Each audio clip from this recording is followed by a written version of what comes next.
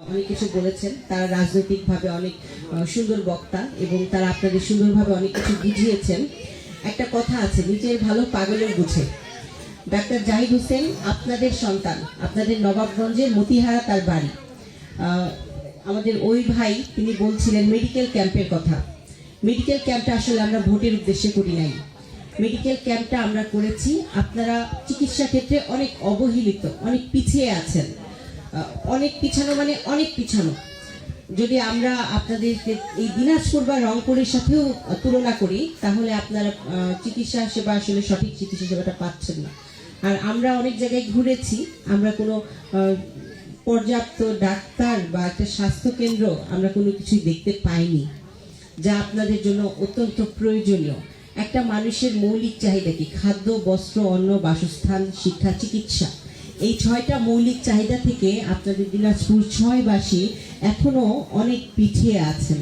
তো ডাক্তার জাহিদ সাহেব তিনি রাস্তাঘাট দিয়ে যাচ্ছেন, মানুষের কাছে কাছে যাচ্ছেন, আপনাদের কাছে যাচ্ছেন শুধু আপনাদের সমস্যাগুলো বোঝার জন্য।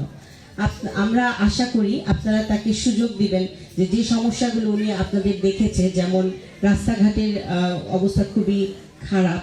আমার খারাপ সরাসরি বলা উচিত না, কিন্তু আপনারা আমার চেয়ে ভালো বুঝতে পারবেন যে রাস্তাঘাটের সঙ্গে কেমন।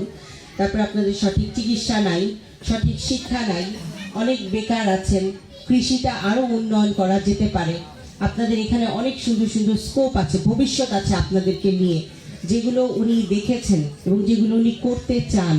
আপনারা যদি তাকে আপনাদের কাছে নিয়ে আসেন, ধানের শীর্ষে ভোট দিয়ে তাকে জয়যুক্ত করেন, ইনশাল্লাহ আপনারা কেউ নিরাশ হবেন না। তিনি আপনাদের সন্তান, তিনি আপনাদের জন্য করতে চান। তার আপনাদের কাছে চাওয়ার কিছু নাই, তিনি শুধু আপনাদের ভালো করতে চান।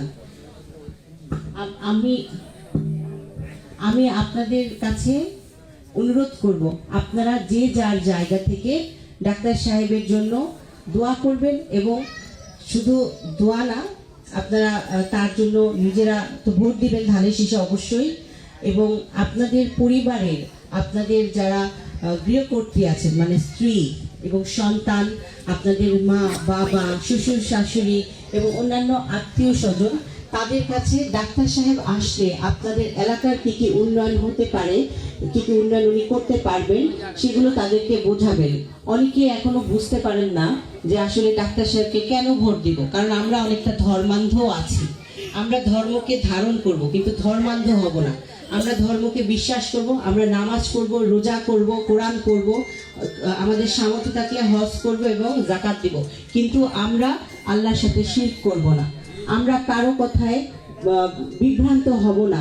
মানুষ অনেক কথা বলবে, কিন্তু আমাদের বিভ্রান্ত হওয়া যাবে না।